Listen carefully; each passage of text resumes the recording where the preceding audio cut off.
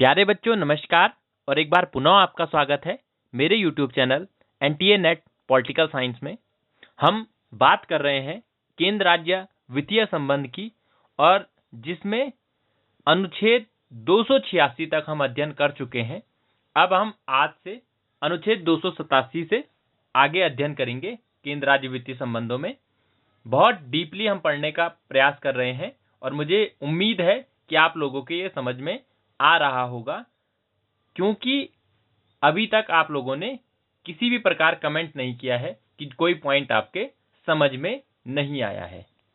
तो अगर आप लोगों के साथ कोई पॉइंट आपको समझ में नहीं आ रहा है तो जरूर उसको पूछिए ताकि उसको आपको स्पष्ट किया जा सके। तो चलिए प्रारंभ करते हैं अपने वीडियो को। भारतीय संविधान का अनुच्छेद जो 287 है या 287 है, उस पर विद्युत पर करों से छूट का प्रावधान किया गया है।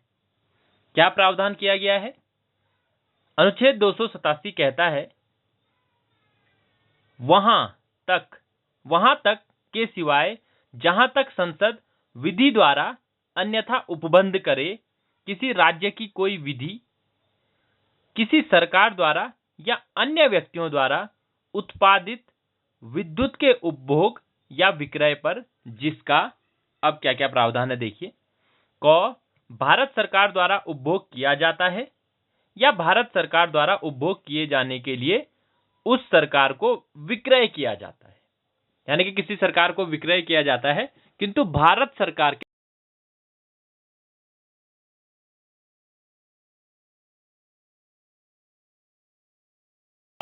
के कार्यों जैसे रेल का संचालन या अन्य जो भारत सरकार द्वारा संचालित कार्य हैं उनका उस पर प्रयोग लिया जा रहा है।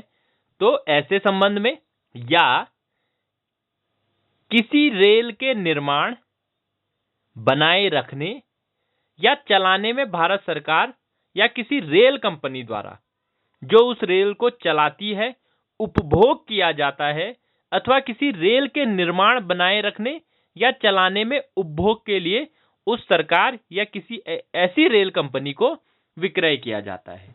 तो इसको अब साधारण शब्दों में समझते हैं कि भारत सरकार द्वारा किसी बिजली का उपभोग किया जाता है या भारत सरकार का जो रेल का उपक्रम है या भारतीय रेल द्वारा उसका प्रयोग किया जाता है, या अगर भारतीय रेल को कोई निजी उपक्रम चला रहा है तो उसके द्वारा बिजली का उपयोग किया जाता है, या फिर किसी राज्य की सरकार द्वारा उपयोग किया जाता है किंतु केंद्र के कार्यों के संचालन में उपयोग किया जाता है। तो ऐसी स्थिति में कोई कर अधिरोपित नहीं करेगी। कौन? राज्य सरकारें या केंद्र सरकार भी इन ऐसी बिजली पर क्या है, कोई कर अधिरोपित नहीं करेगी या कर का अधिरोपण प्राधिकृत नहीं करेगी, यानी कि कर के अधिरोपण लगाने के लिए कोई कानून का निर्माण भी नहीं करेगी। और विद्युत के विक्रय पर कोई कर अधिरोपित करने या कर का अधिरोपण प्राधिकृत करने वाली कोई ऐसी विधि यह सुनिश्चित करेगी कि भारत सरकार द्वारा उपभोग किए जाने के लिए उस सरकार को या किसी रेल के निर्माण, बनाए रखने या चलाने के लिए उपभोग के लिए यथापूर्व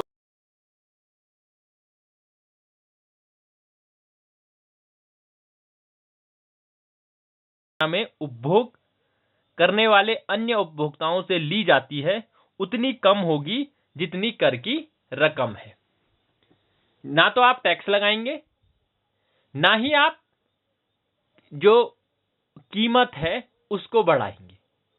अगर केंद्र सरकार के किसी उपक्रम के लिए बिजली का प्रयोग हो रहा है तो ना तो केंद्र सरकार, राज्य सरकारें टैक्स लगाएगी ऐसे विद्युत पर, ना ही क्या है विद्युत की कीमत को बढ़ाएगी।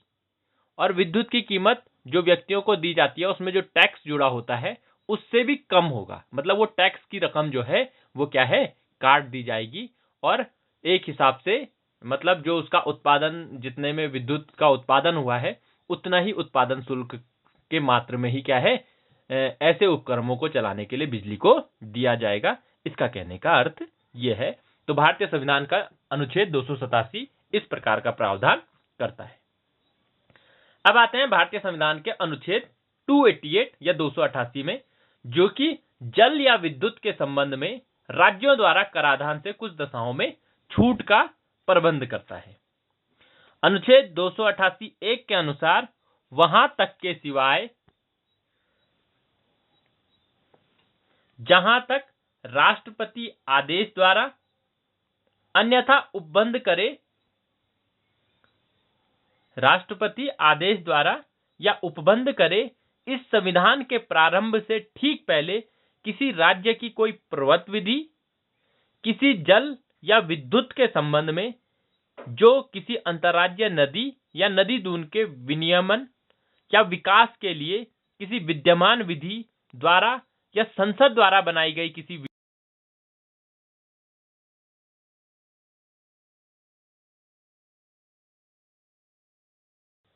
या विकृत की जाती है, कोई कर अधिरोपित नहीं करेगी या कर का अधिरोपण प्राधिकृत नहीं करेगी। इसका क्या अर्थ हुआ? इसका अर्थ है कि केंद्र सरकार अगर किसी जल और बिजली का प्रयोग केंद्र के या अंतर्राज्यीय नदी या नदी दून विन्यास के विकास के लिए कर रही है, यानी कि जल का प्रयोग नहरों के माध्यम से राष्ट्र के विकास के लिए कर रही है या उन नदियों के विकास के लिए कर रही है, तो ऐसे में जो बिजली और जल का खपत होगी उस पर क्या है, राज्य सरकारें कर नहीं लेगी। यह उपबंध अनुच्छेद 288 में किया गया है। इसी में खंड 2 में कहा गया है, खंड 2 के अनुसार किसी राज्य का विधानमंडल विधि द्वारा खंड 1 में वर्णित कोई कर अधिरोपित कर सकेगा, यानी कि राज्य सरकार कर लगा सकता है, पर कब, या ऐसे कर का अधिरोपण प्राधिकृत कर सकेगा, किंतु ऐसी किसी भी विधि का तब तक कोई प्रभाव नहीं होगा जब तक उसे राष्ट्रपति के विचार के लिए आरक्षित रखे जाने के पश्चात उसकी अनुमति न मिल गई हो। और ऐसी विधि ऐसे करों की दरों और अन्य प्रासंगितियों को किसी प्राधिकारी द्वारा उस विधि के अधीन बनाए जाने वाले नियमों या आदेशों द्वारा नियत किए जाने का उपबंध करती है, तो वह विधि ऐसे किसी नियम या आदेश के बनाने के लिए राष्ट्रपति की पूर्व सहमति अभिप्राप्त किए।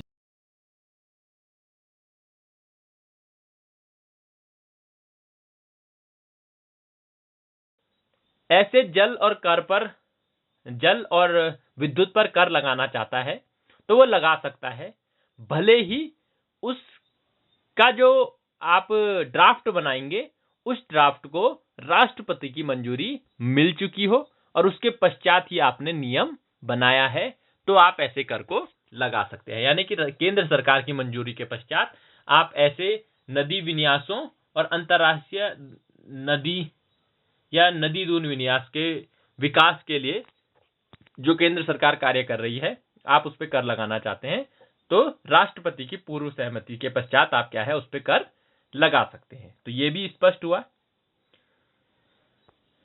और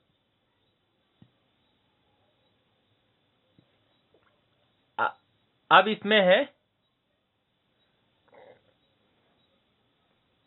स्पष्टीकरण, चलिए इसको समझ लेते हैं और ढंग से। आर्टिकल 288 को और अच्छे से समझ लेते हैं। इस खंड में किसी राज्य की कोई पर्वत विधि पद के अंतर्गत किसी राज्य की ऐसी विधि होगी जो इस संविधान के प्रारंभ से पहले पारित तथा बनाई गई है और जो पहले ही निश्चित या निरस्त नहीं कर दी गई है, चाहे वह या उसके कोई भाग उस समय बिल्कुल या विशिष्ट क्षेत्रों में परिवर्तन में ना हो। पर्वत विधि, हाँ, तो कोई बड़ा वो नहीं है, कोई पुरानी विधि बनाई गई है जिसके माध्यम से ऐसे अंतर्राज्यीय नदी या नदी दून विन्यासों में कर लिया जा रहा है, तो उनकी बात कर रहा है, वो विधि क्या है, शून्य मानी जाएगी। खंड 2 के अनुसार किसी राज्य का विधानमंडल विधि द्वारा खंड 1 में वर्णित कोई कर अधिरोपित कर सकेगा या ऐसे कर का अधिरोपण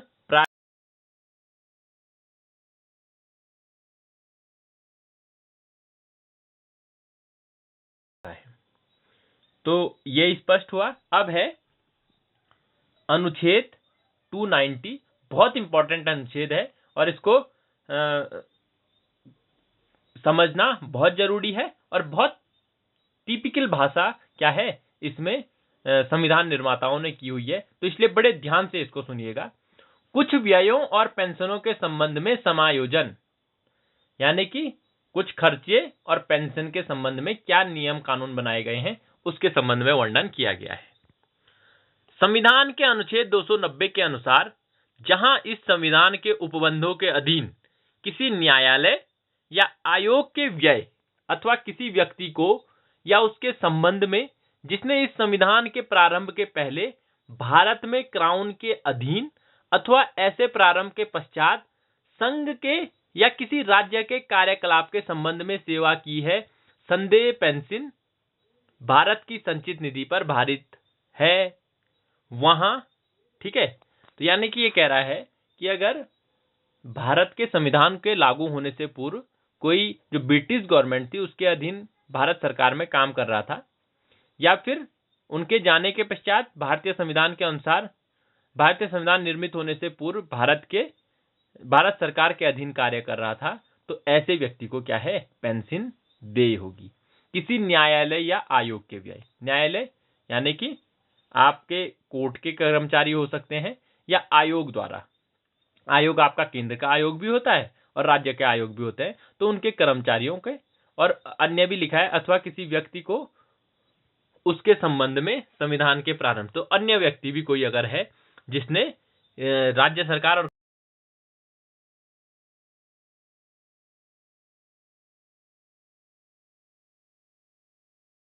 और इसमें अनुच्छेद दिया है, भारत की संचित निधि पर भारित होने की दशा में वह न्यायालय या आयोग किसी राज्य की पृथक आवश्यकताओं में से किसी की पूर्ति करता है या उस व्यक्ति ने किसी राज्य के कार्यकलाप के संबंध में पूर्णतः या भागता सेवा की है, या तो पूर्ण रूप से वो राज्य सरकार में सेवा की है उसने, या कुछ समय इस राज्य में की है, कुछ समय दूसरे राज्य में की है, तो ऐसी निधि क्या है, भारत की संचित निधि से उसको क्या है, पेंशन दी जाएगी। कहने का तात्पर्य है केंद्रीय कर्मचारी होगा तो केंद्र की संचित निधि से उसको पेंशन दी जाएगी। और ख है, किसी राज्य की संचित निधि पर भारित होने की दशा में वह न्यायालय या आयोग संघ की अन्य राज्य की प्रत्येक आवश्यकताओं में से किसी की पूर्ति करता है या उस व्यक्ति ने संघ या अन्य राज्य के कार्यकलाप के संबंध में पूर्णतः या भागता सेवा की है। तो अगर राज्य सरकार का कर्मचारी होगा तो राज्य सरकार उसको पेंशन देगी, और केंद्र सरकार का कर्मचारी होगा तो केंद्र सरकार उसको पेंशन देगी, ये इसका कहने का अर्थ है। तो यथा स्थिति उस राज्य की संचित निधि पर, यानी कि उस राज्य की संचित निधि पर जहां का वो कर्मचारी है, अथवा भारत की संचित निधि पर अगर केंद्र का कर्मचारी है, अथवा अन्य राज्य की संचित निधि पर जिस राज्य का वो कर्मचारी है, उस राज्य की संचित निधि पर व्यय या पेंशन के संबंध में उतना अंशदान जितना करार पाया जाए या करार के अभाव में जितना भारत के मुख्य न्यायमूर्ति द्वारा नियुक्त मध्यस्थ अवधारित करे भारित किया जाएगा और उसका उस निधि में से संदाय किया जाएगा। तो इसको आप समझ चुके होंगे। केंद्रीय कर्मचारी है, सीधे साधारण भाषा में समझे, केंद्रीय कर्मचारी है तो केंद्र की संचित निधि से उसको पेंशन मिलेगी, राज्य कर्मचारी है तो राज्य की संचित निधि से पेंशन मिलेगी, और किसी अन्य राज्य का कर्मचारी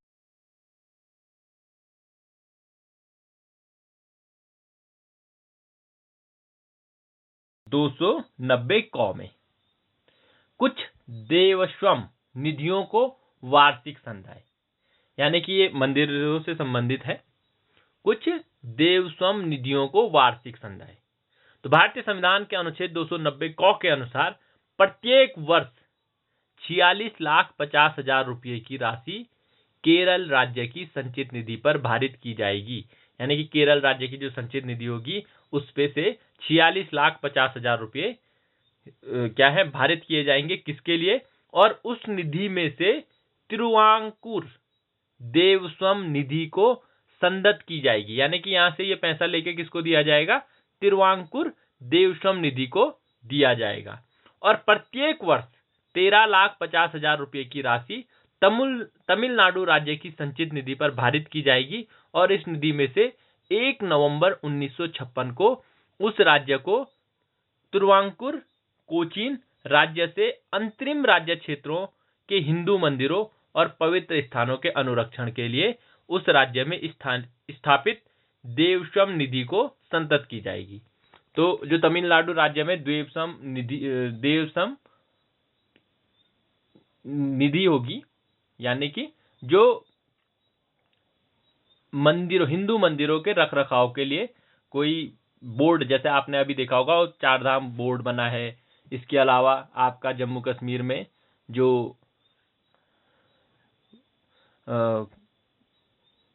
माता जी का बोर्ड है, क्या मैं नाम मिस कर रहा हूं,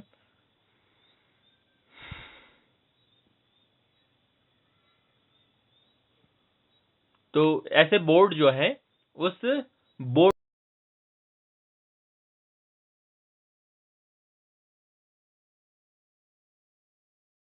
अनुच्छेद 290 को भारतीय संविधान के 7वें संविधान संशोधन द्वारा जोड़ा गया था। भारत में 7वां संविधान संशोधन द्वारा इस अनुच्छेद को 290 को जोड़ा गया था। कई बार पूछ लिया जाता है कि 290 को कब जोड़ा गया या 290 को में क्या प्रावधान है, तो आपको ध्यान रखना है। अब आता है संविधान के अनुच्छेद 291। तो इसमें प्रीवी पर्स के संदर्भ में बात की गई थी। प्रीवी पर्स का अर्थ है कि जो भारत के राजा रजवाड़े थे उनके लिए संबंध में बात की थी। शासकों की निजी थैली यानी कि प्रीवी पर्स की बात की गई थी। तो उसको जो है 26वें संविधान संशोधन 1971 के द्वारा क्या है, समाप्त कर दिया गया था। तो इसलिए ये इतना इंपॉर्टेंट नहीं है, पर आप ध्यान रखिएगा प्रीवी पर्स से संबंधित इसमें उल्लेख था। प्रीवी पर्स आपको बता देता हूं, जो राजे रजवाड़े थे उनको भारत में सम्मिलित होने के पश्चात एक पेंशन दी जाती थी, क्योंकि उन्होंने भारत में अपना सम्मिलन कर लिया था। तो भारत सरकार उनको क्या है, एक बहुत मोटी रकम की पेंशन देती थी। तो वो पेंशन 1971 में इंदिरा गांधी सरकार ने क्या है, समाप्त कर दी थी। अब है भारतीय संविधान का अनुच्छेद 292। इसमें उल्लेख है भारत सरकार जो उधार लेती है उसके संदर्भ में इसका उल्लेख है, भारत सरकार द्वारा उधार लेना। तो अनुच्छेद 292 के अनुसार संघ की कार्यपालिका शक्ति का विस्तार भारत की संचित निधि की प्रतिभूति पर ऐसी सीमाओं के भीतर यदि कोई हो, सीमा लगाई गई हो तो उस सीमा के अंतर्गत रहते हुए, जिन्हें संसद समय समय पर विधि द्वारा नियत करे, उधार लेने तक, और ऐसी सीमाओं के भीतर यदि कोई हो जिन्हें इस प्रकार नियत की जाए प्रत्याभूति होने तक है। अर्थात संघ को भारत के राजस्व की प्रतिभूति पर भारत में या उसके बाहर उधार लेने की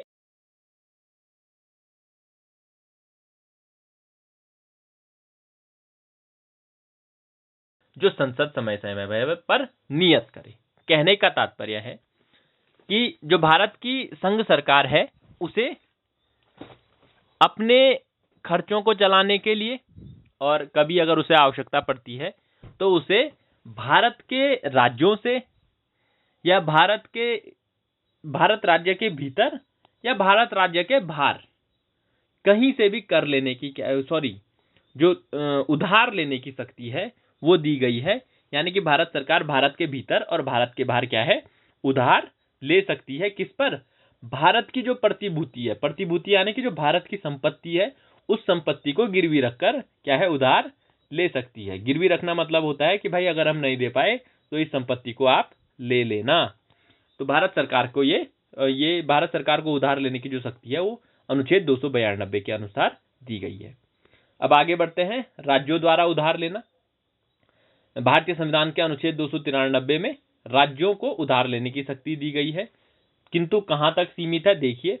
भारतीय संविधान के अनुच्छेद 293(1) के अनुसार इस अनुच्छेद के उपबंधों के अधीन रहते हुए, इस अनुच्छेद में जो जो बातें की गई है उन बातों के अधीन रहते हुए राज्य की कार्यपालिका शक्ति का विस्तार उस राज्य की संचित निधि की प्रतिभूति पर ऐसी सीमाओं के भीतर यदि कोई हो, कोई सीमा अगर लगाई गई है तो उस सीमा के भीतर वो रहेगी, उस सीमाओं के भीतर रहते हुए प्रतिभूति पर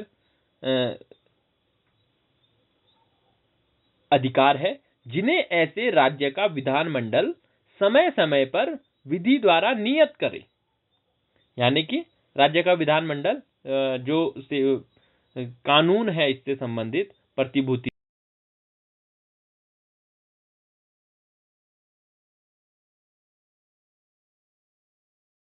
उधार लेने तक और ऐसी सीमाओं के भीतर यदि कोई हो जिन्हें इस प्रकार नियत किया जाए प्रत्याभूति देने तक है। यानी कि आप तो उधार भी ले सकते हैं और अपनी संपत्ति को किसी को दे भी सकते हैं कि फिलहाल आप इससे काम चलाइए, इससे पैसा कमाइए, और बाद में मतलब आपको पैसे की आवश्यकता है तो आप अपनी संपत्ति को दे सकते हैं। जैसे आपके पास पैसा नहीं है, आपने कहा आप फिलहाल मेरा ये लैपटॉप यूज करिए और जब मेरे पास पैसा आ जाएगा तो मैं अपना लैपटॉप ले लूंगा और आपका पैसा लौटा दूंगा। तो इसी प्रकार की बात कर रहा है कि अपनी संपत्ति जो प्रत्याभूति है उसको देने का अधिकार भी है और उस पर उधार लेने का अधिकार भी राज्य सरकारों को है, किंतु राज्य क्षेत्र के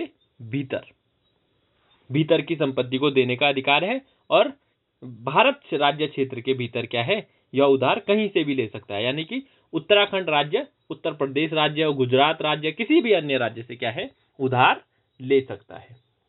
खंड 2 के अनुसार भारत सरकार ऐसी शर्तों के अधीन रहते हुए जो संसद द्वारा बनाई गई विधि द्वारा या उसके अधीन अधिकथित की जाए किसी राज्य को उधार दे सकेगी। यानी कि भारत सरकार को उधार देने की शक्ति है। या जहां तक अनुच्छेद 292 के अधीन नियत किन्हीं सीमाओं का उल्लंघन नहीं होता है, वहां तक किसी ऐसे राज्य द्वारा लिए गए उधारों के संबंध में प्रत्याभूति दे सकेगी और ऐसे उधार देने के प्रयोजन के लिए अपेक्षित राशियां भारत की संचित निधि पर क्या है, भारित की जाएगी। तो यानी कि भारत सरकार भारत की संचित निधि में से क्या है, उधार दे सकती है। अब आगे देखते हैं।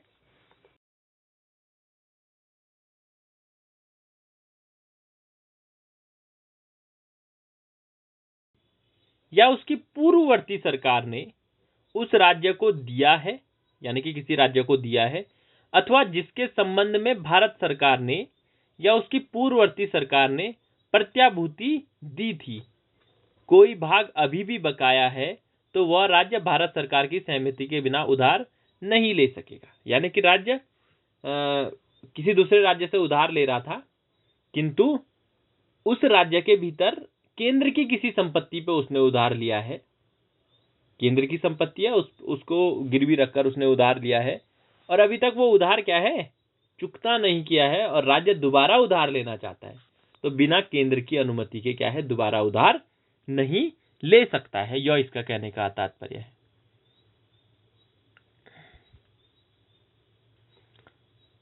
उसके पश्चात इसी में खंड 4 है। इसके अनुसार खंड 3 के अधीन सहमति उन शर्तों के अधीन यदि कोई हो दी जा सकेगी जिन्हें भारत सरकार अधिरोपित करना ठीक समझे। तो भारत सरकार कुछ बाउंडेशन लगाकर क्या है, सहमति दे सकती है उधार लेने की। खंड 3 में क्या है, भारत सरकार की आज्ञा के बिना उधार नहीं ले सकेगी, किंतु भारत सरकार कुछ बाउंडेशंस के साथ, कुछ सीमाओं को लगाते हुए उधार लेने की शक्ति दे सकती है राज्यों को। इस प्रकार टोटल जो इस अनुच्छेद का निष्कर्ष निकलता है वह यह है कि इस प्रकार राज्य भारत से बाहर उधार नहीं ले सकते। अंतर्राष्ट्रीय पूंजी बाजार से धन उधार लेने की शक्ति केवल संघ को है, यानी कि जो बड़े बड़े बैंक हैं विश्व स्तरीय, उनसे उधार लेने की शक्ति सिर्फ केंद्र को है। 1935 के भारत शासन अधिनियम के तहत राज्यों को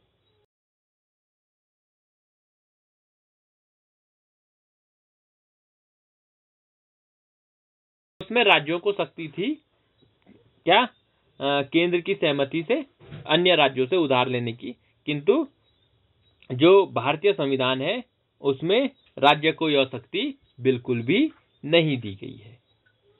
अब आगे देखते हैं आपात में संघ द्वारा वित्तीय नियंत्रण। तो आपातकाल में संघ की किस प्रकार वित्तीय नियंत्रण करता है उसको देखते हैं, और ये अंतिम पॉइंट है हमारा केंद्र राज्य वित्तीय संबंध के संदर्भ में। उसके पश्चात क्या है, हमारा ये टॉपिक समाप्त हो जाएगा। तो जिस प्रकार विधायी और प्रशासनिक क्षेत्र में संघ और राज्यों के प्रसामान्य संबंध विभिन्न आपात में उपांतरित हो जाते हैं, उसी प्रकार वित्तीय विषय में भी होता है। कहने का अर्थ है आपने देखा कि चाहे हमारे प्रशासनिक संबंध हो, चाहे हमारे विधायी संबंध हो, आपात स्थिति में क्या है, वो सारे संबंध क्या है, केंद्र पर निर्भर हो जाते हैं और केंद्र को उनमें शक्तियां प्राप्त हो जाती है, राज्यों के पास कोई शक्तियां नहीं रहती। तो उसी प्रकार वित्तीय संबंधों में भी ऐसी स्थिति आती है।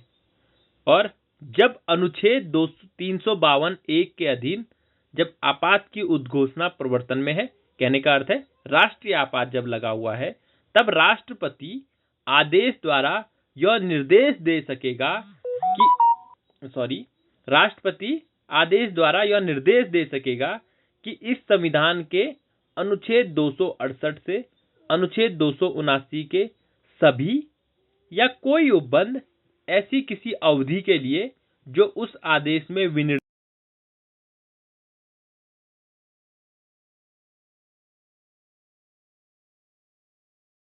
और जो किसी भी दशा में उस वित्तीय वर्ष की समाप्ति से आगे नहीं बढ़ेगी। यानी कि यह अधिकतम क्या है, 1 साल तक का ही हो सकता है, आगे नहीं बढ़ेगी।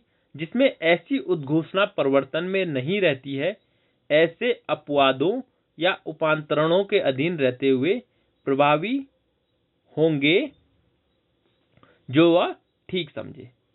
तो यानी कि जो इस प्रकार का वित्तीय आपात 352 के तहत अगर राष्ट्रीय आपात लगता है, तो अगर ऐसी वित्तीय शक्तियों पर रोक लगाई जाती है तो वो कम से कम उस बजट सत्र से आगे तक की नहीं लगेगी, एक बजट सत्र तक की लग सकती है, यानी कि 1 वर्ष तक की लग सकती है।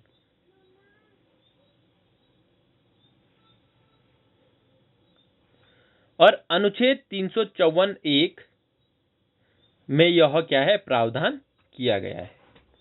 परिणाम स्वरूप यदि राष्ट्रपति ऐसा कोई आदेश करता है तो राज्य के पास अपनी संकीर्ण राज्य सूची के अधीन राजस्व के संशोधन बचे रह जाएंगे, संघ से अभिदाय पाकर उसमें वृद्धि नहीं होगी। यानी कि क्या है, संघ राज्य की जो वित्तीय शक्तियां हैं वो समाप्त हो जाएगी अनुच्छेद 268 से लेकर अनुच्छेद 279 तक। इसी में दूसरा प्रबंध किया गया है कि अनुच्छेद 360(1) के उपबंधों के तहत जब राष्ट्रपति वित्तीय आपातकाल की उद्घोषणा करता है, तब संघ राज्यों को यह निर्देश देने तक के लिए सक्षम होगा। यानी कि केंद्र सरकार राज्य सरकारों को क्या क्या निर्देश दे सकती है। पहला है, वे वित्तीय औचित्य संबंधी ऐसे सिद्धांतों और अन्य रक्षापायों का पालन करें जो निर्देशों में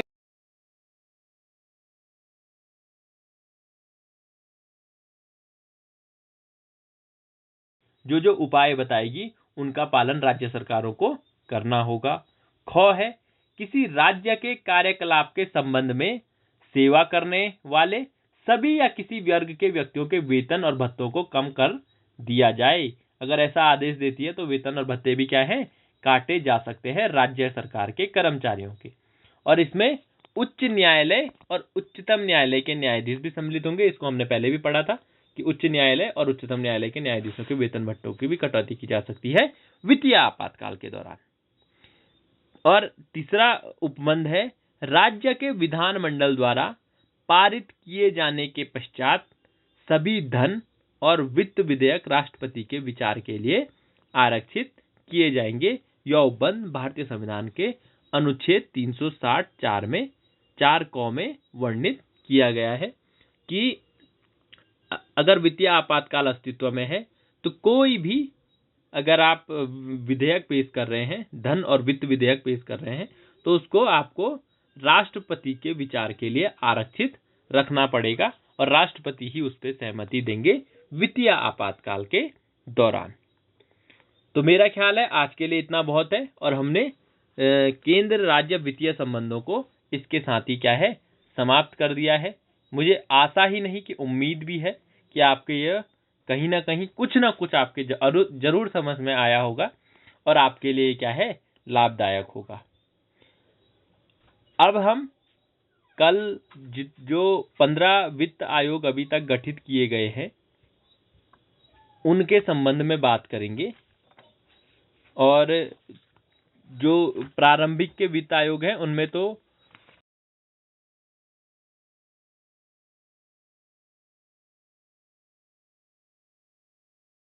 15वां वित्त आयोग है उसके बारे में डीपली अध्ययन करने की कोशिश करेंगे।